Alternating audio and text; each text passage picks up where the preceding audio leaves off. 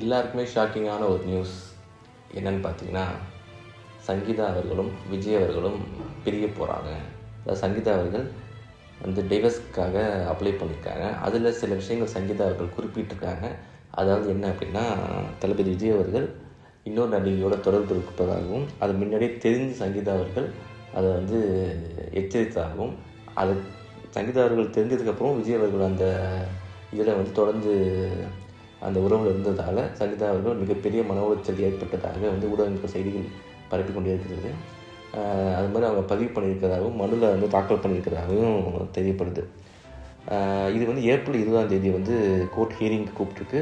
நேரில் விஜய் ஆஜராகணுங்கிற மாதிரி தான் செய்திகள் பரவிட்டுருக்கு.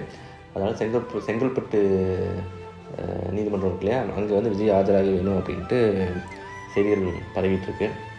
இது விஜயோட அரசியல் வாழ்க்கையில் மிகப்பெரிய ஒரு தாக்கத்தை